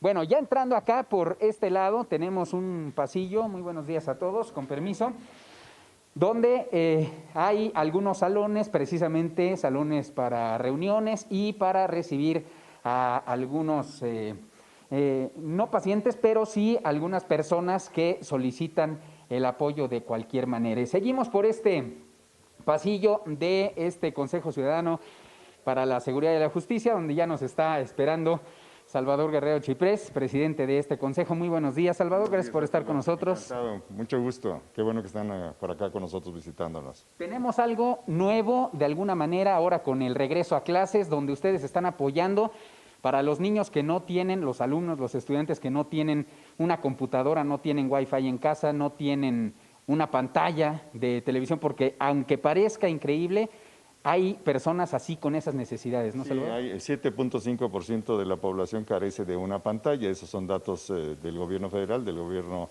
que establece esa coordinación, esa necesidad también de atender. Nosotros creemos en el caso del Consejo Ciudadano que había la oportunidad de aprovechar nuestro servicio en combinación con el regreso a clases. El modelo que han presentado las autoridades es el apropiado y el modelo del parte de los ciudadanos es permitir el acompañamiento y el servicio que también presentamos ahí, que es de carácter psicológico, para cuando los niños que son acompañados por sus papás, pues tengan esa posibilidad de tener los dos servicios. Ahorita precisamente, bueno, pues se entiende, no hay niños, pero tenemos esto, ¿qué se les ofrece a los alumnos? Aquí lo que pedimos es que con el permiso firman una responsiva a sus papás al dejarlos o al recogerlos, y cuando no los acompañan, después se les solicita que lleguen 10 minutos antes, aquí se sanitiza, se les solicita que lleguen desayunados y aquí se ofrecen asesorías que son acompañadas por las psicólogas y los psicólogos, que son dirigidas del primero al sexto año de primaria y del primero al tercero de secundaria. Tenemos cupo de primero a cuarto año en este momento y el primer año de secundaria. Hay una lista, se pueden ahí anotar, y aquí reciben el servicio y la atención en el Consejo Ciudadano para la Seguridad y la Justicia de la Ciudad de México.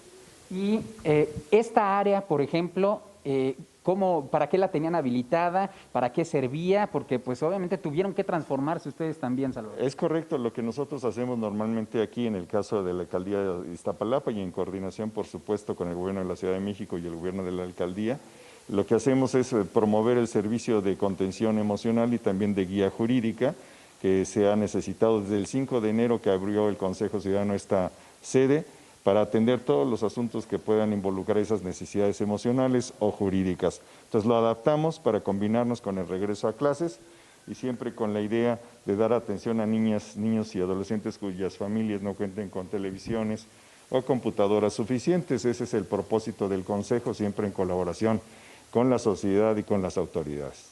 Vemos que se les ofrece agua, hay lápices, hay desodorante, hay gel antibacterial. ¿Tuvieron ustedes también que hacer una inversión extra, Salvador?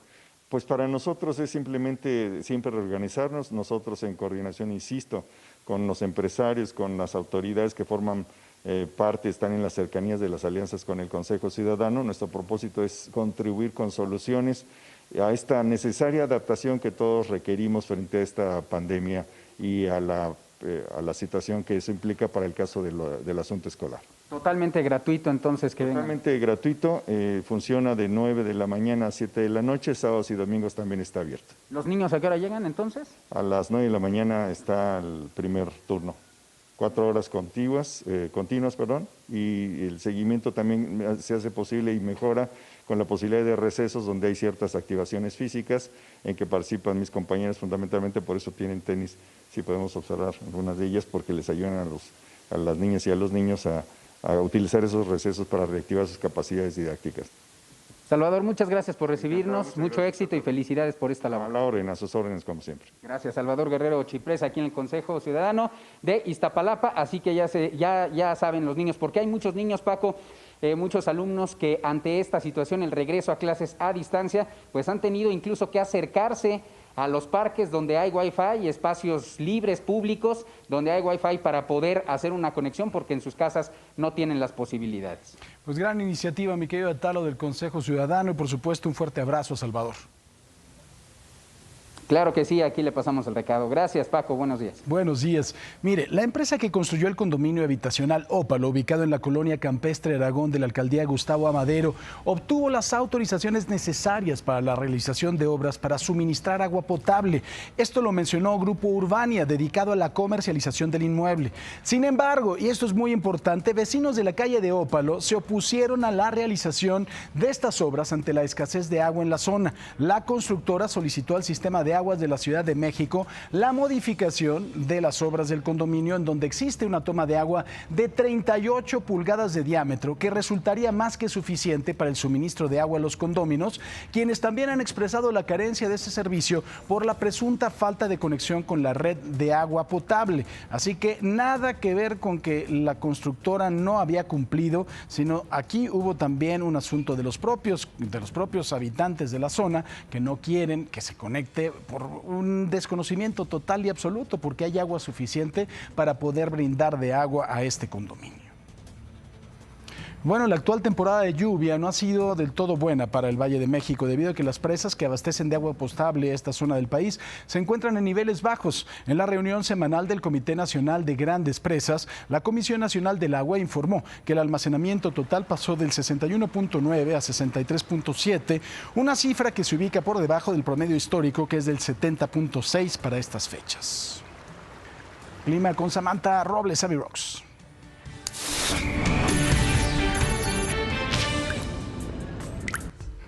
Muchas gracias, Paco. Buenos días a toda la gente que nos está viendo, que ya se despertó. Son las 7:17. Vamos a ver qué va a pasar en territorio nacional.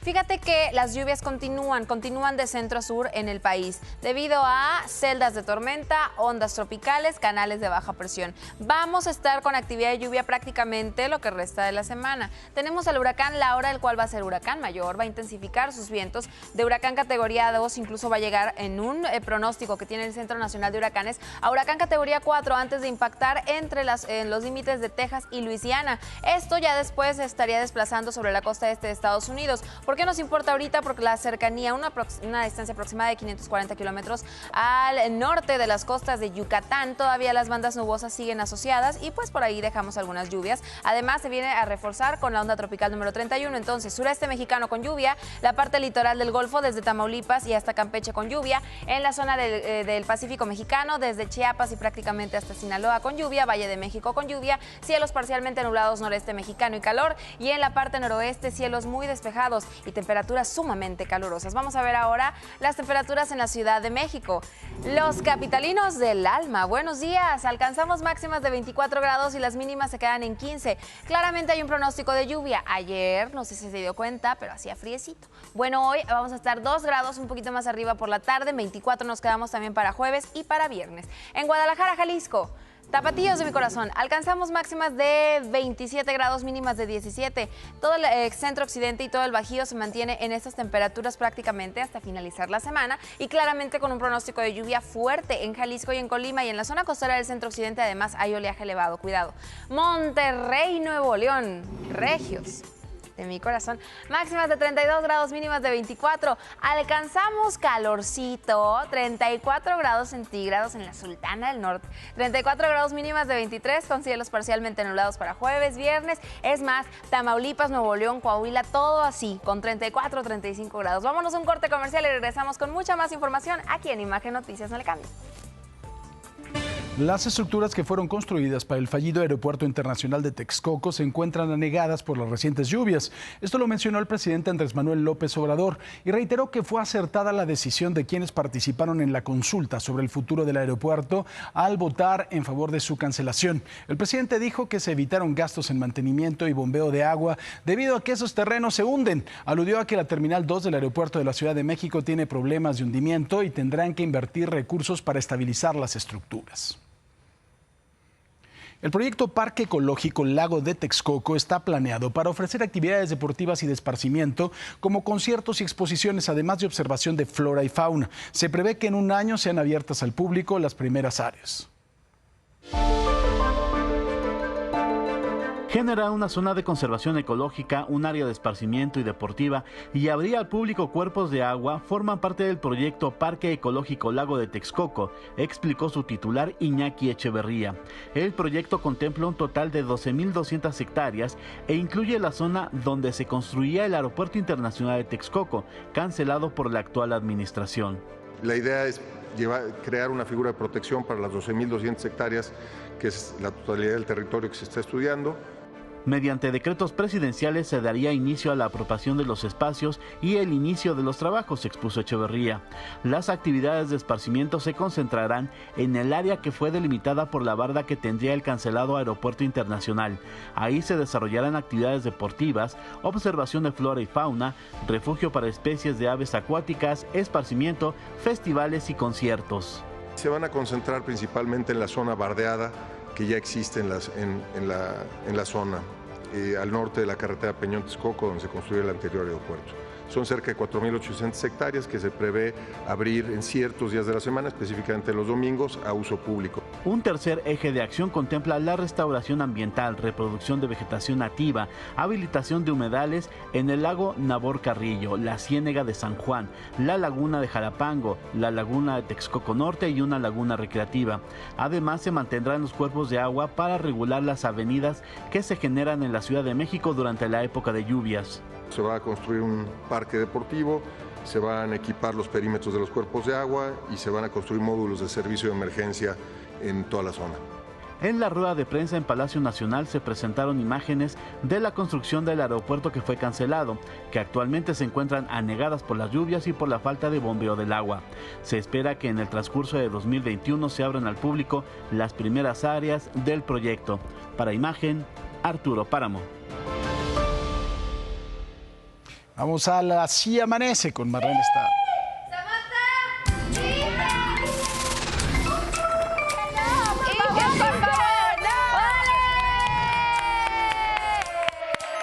Esa es la actitud. Ahora sí ya despertaron, ¿verdad, muchachos?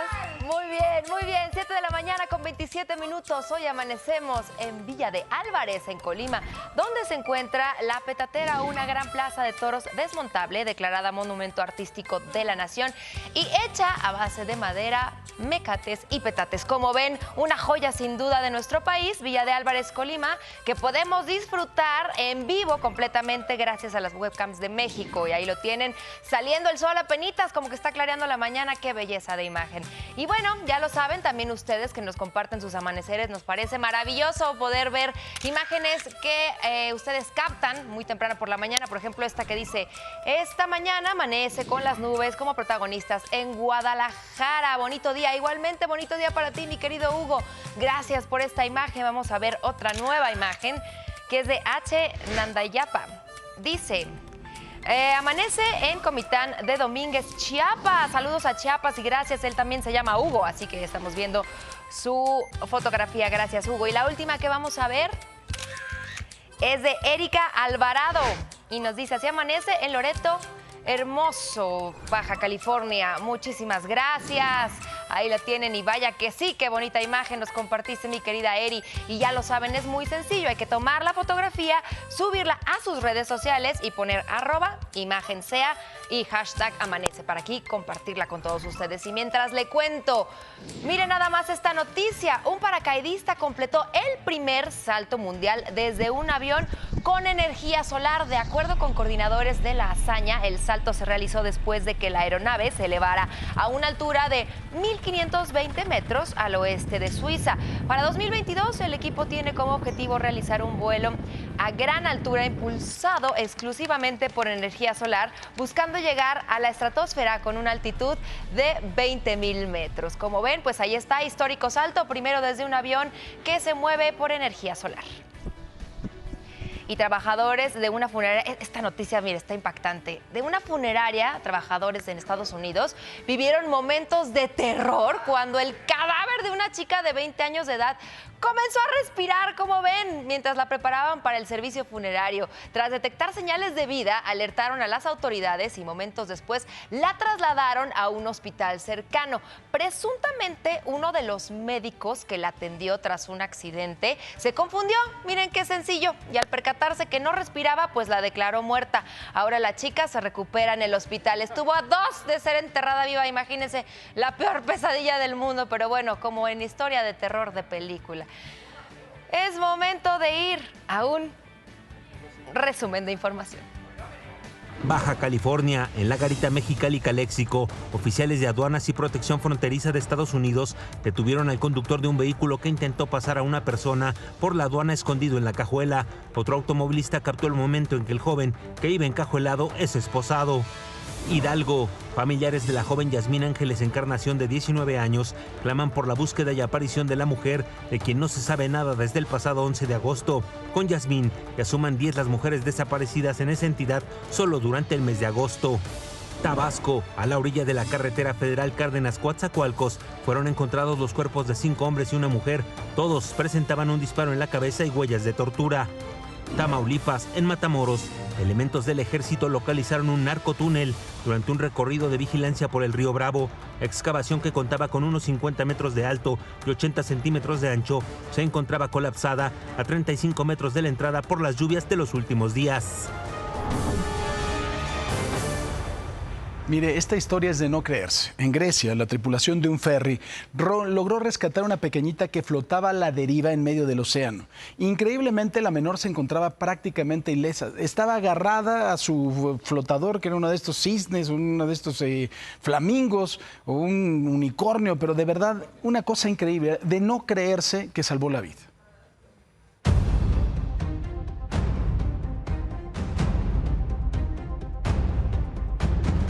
Una increíble historia ocurrió en el pueblo griego de Antirrio. Una pequeña de solo 4 años de edad fue rescatada en medio del mar Mediterráneo a bordo de un inflable en forma de unicornio. La pequeña jugaba en la orilla de la playa, pero una brisa repentina la llevó mar adentro. Tras ello, sus padres pidieron ayuda a autoridades portuarias. Un ferry que navegaba en la zona encontró a la niña a la deriva en estado de shock. La niña estaba atónita, estaba aterrorizada y por eso se había agarrado con tanta fuerza a su columpio inflable. Cuando el unicornio inflable hizo contacto con el ferry, 3 miembros de la tripulación levantaron a la menor. Después, la llevaron a la costa donde la esperaban sus padres. Cuando volví a bajar la rampa del ferry aquí en Antirrio, vino la madre de la niña y se la llevó en presencia de los guardacostas. Este asombroso caso no es el primero de este tipo que se produce en la zona. No se alejen demasiado de la costa, al menos aquí, y no se confíen de sus habilidades, porque el mar tiene más poder que ustedes. Con información de Alejandro Pérez Aguilar. Imagen. De verdad impresionante cómo llegó, el descuido de quién, algo impresionante. Vamos a la información internacional, Quique.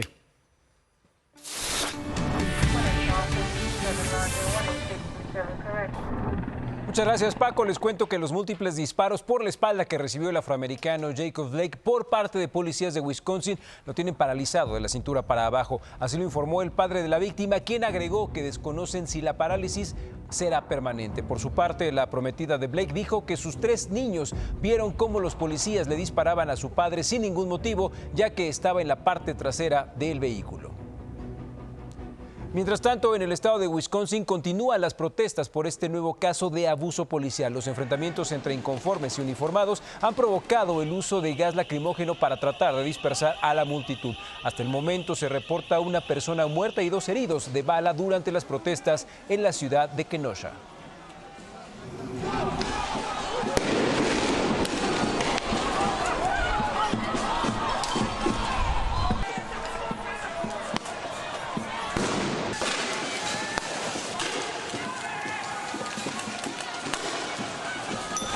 Y mire, sigue el caos en el paraíso. El libro de una ex asesora de la primera dama de Estados Unidos, Melania Trump, revela que ella ha tenido varios desencuentros con la hija del mandatario Ivanka. De acuerdo con el diario inglés The Guardian, ambas han peleado sobre decisiones de Melania. Por otra parte, Ivanka Trump habría saboteado el discurso que pronunció la primera dama en la Convención Nacional Republicana de 2016, en la cual generó polémica por haber plagiado declaraciones de Michelle Obama. Cientos de miles de personas recibieron la orden de desalojar las costas de Texas y Luisiana luego de que la tormenta Laura se fortaleciera y se convirtiera en un huracán que podría golpear la zona con fuertes vientos e inundaciones fatales. A más de 385,000 residentes se les dijo que salieran de las ciudades tejanas de Vermont, Galveston y Port Arthur. Y es que meteorólogos pronostican mareas de más de 3 metros en las tierras bajas del suroeste de Luisiana. El número diario de nuevos casos confirmados de coronavirus está bajando en Estados Unidos, pero la enfermedad sigue cobrando casi 1,000 vidas diarias en el país. Expertos atribuyen el descenso diario, al menos en parte, a un aumento en el uso de cubrebocas. Aunque Estados Unidos, India y Brasil siguen teniendo los números más elevados de nuevos casos en el mundo, la tendencia a la baja es alentadora. Y mire, el que no creía, el senador Flavio Bolsonaro, hijo mayor del presidente de Brasil, anunció que dio positivo a coronavirus y que se encuentra en aislamiento pese a que no ha desarrollado síntomas. Es el 4º miembro de la familia directa de Jair Bolsonaro en contraer COVID-19, incluidos el propio mandatario, que era el que no creía, la primera dama Michelle Bolsonaro y Jair Renan Bolsonaro, otro de sus hijos.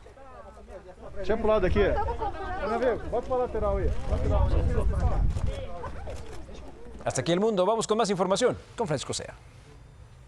La legisladora de Morena, Dolores Padierna, fue atacada en Twitter después de recordar que el 25 de agosto de 1843, Guadalupe Victoria fue nombrado benemérito de la patria. Sin embargo, Padierna acompañó el mensaje con una fotografía de Antonio López de Santana en lugar de Guadalupe Victoria. Tras la pifia, varios usuarios le hicieron ver su error con críticas y memes e incluso la invitaron a sintonizar las clases que se imparten a través de la televisión. Y mire, deje usted la fotografía, se pudo haber equivocado, pero le puso ahí también en el Twitter, José Miguel Ramón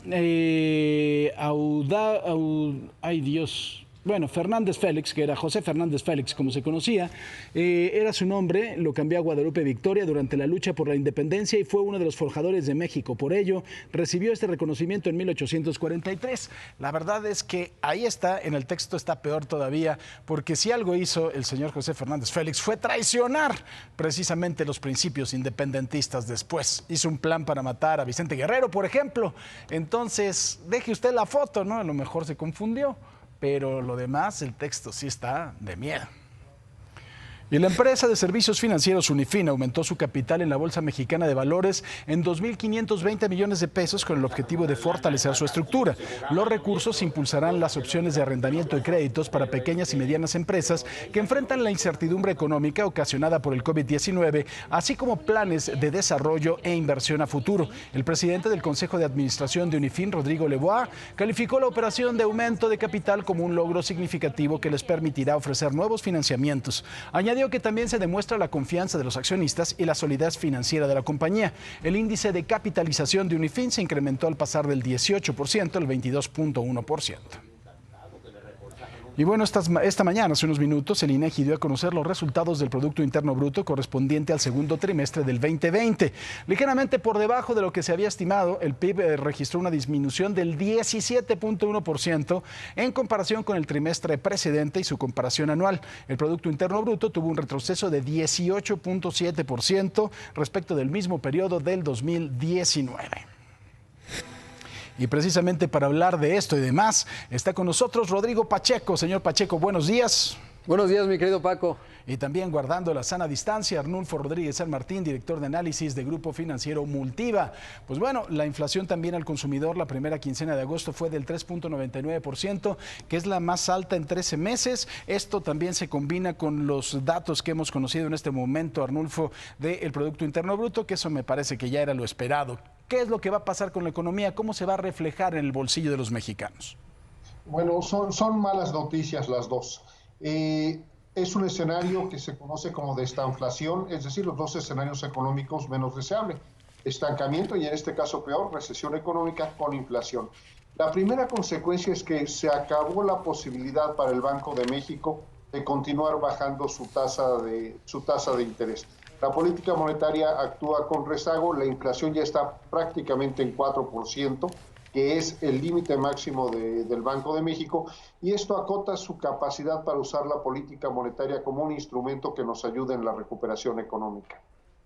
¿Tú tienes más o menos la misma opinión, mi querido Rodrigo, al respecto? Así es, mi querido Paco, y entender además que lo que explica este dato de la inflación general, 3.99%, que por cierto está por encima de la inflación subyacente, es el precio de las frutas y las verduras, que en el bolsillo de muchos hogares, evidentemente, pues es uno de los impactos más significativos en los hogares que ganan menos ingresos. ¿Por qué? Porque proporcionalmente destinan más dinero a los alimentos, y la inflación en términos de alimentos pues la estamos viendo en 7% y frutas y verduras en 12%, mi querido Paco, y eso evidentemente en un escenario de crisis pues le pega a los que más les está pegando la crisis, evidentemente. Ahora, dentro también de estos signos, ¿qué es lo que se tiene que hacer en materia de política monetaria para poder frenar un poco la inflación? Porque eso nos preocupa, ¿no? Son dos factores muy explosivos, Arnulfo. Sí, la tasa de interés ya no la deben de mover, seguro ya no la bajarán, pero también sería contraproducente subirla. Yo creo que vamos a ver la política monetaria en cuanto a tasa de interés, pues ya permanencia de este 4.50 que tenemos como objetivo del Banco de México. Para impulsar la economía han puesto en marcha otras 10 medidas que apoyan directamente el crédito, permitiendo a los bancos reestructurar las líneas de crédito que tienen con sus clientes. Eso es una cosa que sin duda ayudaría. La otra, y yo creo que es el principal factor que nos puede terminar ayudando, es la recuperación económica mundial, principalmente en la economía de Estados Unidos. El día de ayer se publicó la balanza comercial, y entre las buenas noticias que hubo en esta información, yo destacaría tres. La de remesas, que ya sabíamos que anda en 19,000 millones de dólares en el primer semestre. Lo que son la inversión extranjera directa, que también está demostrando estabilidad y un nivel alto de 18,000 millones de dólares, y un sorpresivo y positivo superávit en la balanza comercial, en las cuentas con el exterior. Bueno, esto nos da la pauta para pensar que la recuperación económica de Estados Unidos tiene vasos comunicantes a México que ayudarán al sector manufacturero y al consumo familiar.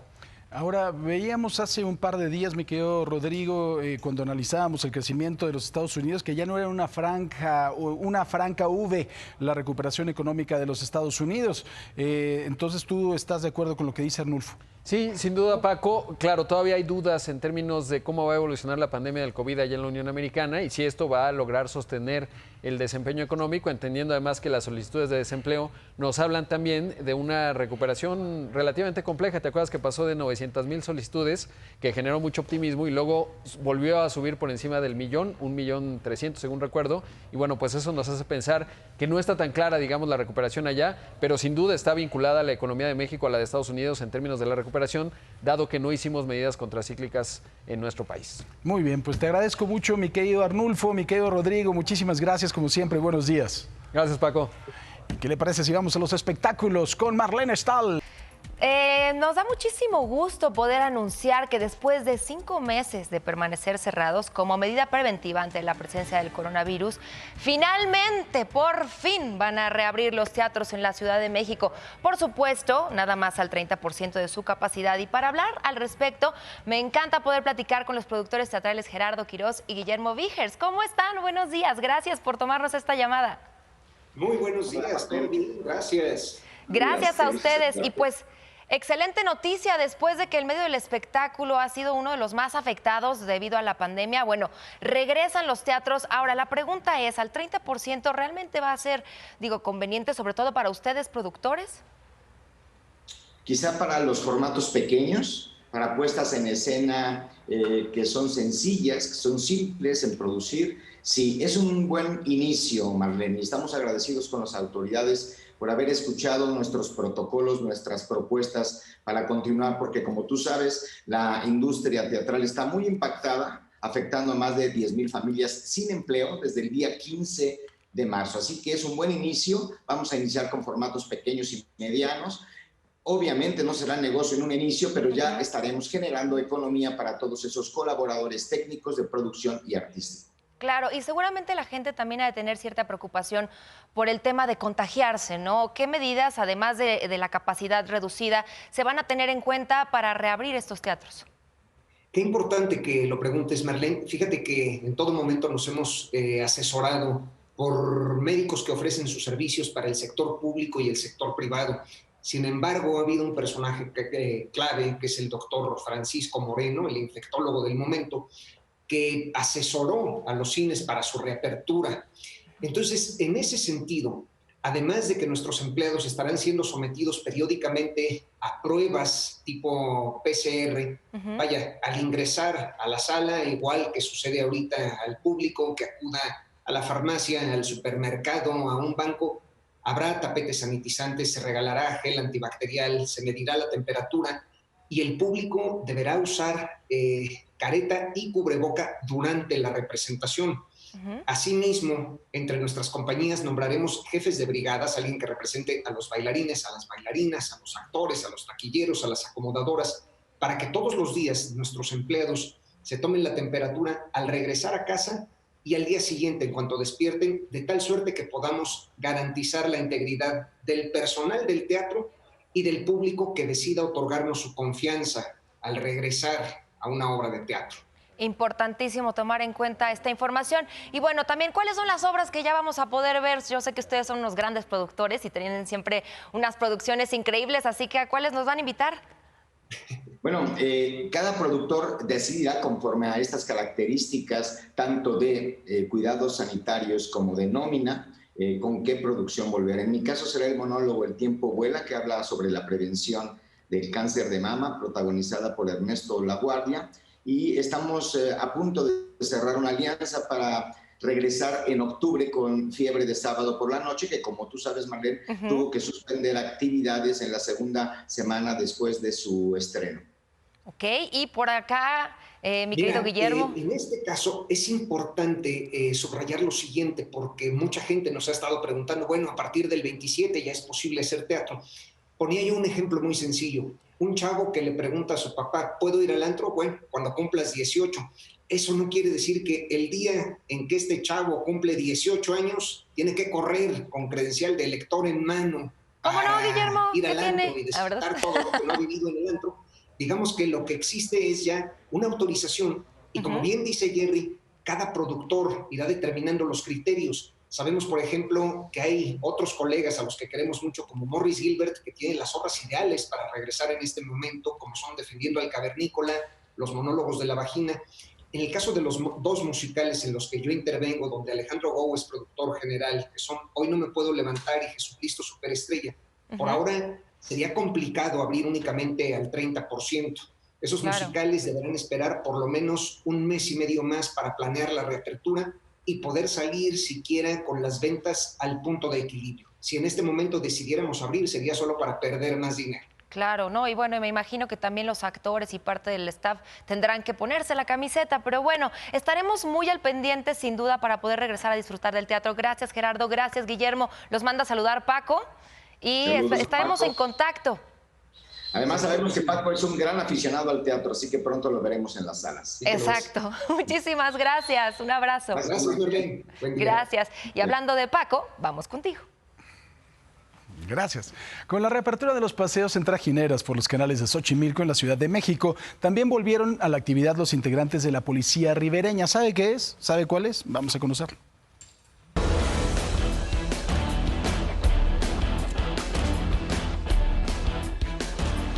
Con 65 elementos distribuidos en 184 kilómetros que abarcan los 10 embarcaderos de Xochimilco, la Policía Ribereña de la Secretaría de Seguridad Ciudadana reinició patrullajes, luego de que esta actividad turística de paseo en trajinera fuera reabierta al público. Gerardo Alberto López, responsable del Grupo de Operaciones Ribereñas, dijo en entrevista con Imagen que las acciones policiales que se llevarán a cabo los fines de semana será una supervisión en que los visitantes, principalmente jóvenes, no ingresen con bebidas alcohólicas y que se respeten las medidas sanitarias de un 60% de visitantes por trajinera. Los protocolos, si nosotros los llevamos a la práctica, pues garantizamos su seguridad. Desgraciadamente, como comentaba, por la ingesta de alcohol, hacen lo contrario. Este mando policial indicó que antes de que fuera decretada la emergencia sanitaria por COVID-19, los incidentes que más atendían en los diferentes canales eran robos y venta de droga al menudeo. Y la problemática pues que llega a cambiar, ¿no? Es muy diferente de un fin de semana que vienen muchos jóvenes, principalmente los fines de semana, a algo familiar que es lo habitual de Xochimilco. Desde 2002, en que fue creada esta corporación policial, ha intervenido en rescates de personas que caen a los canales de Xochimilco, las cuales se han convertido en hazañas y otras en decesos, debido a que los accidentes son reportados con varios minutos de retraso, cuando la esperanza de vida que tiene una víctima es de 10 minutos. En las imágenes, Julio Cajero. Para Imagen, Gerardo Jiménez.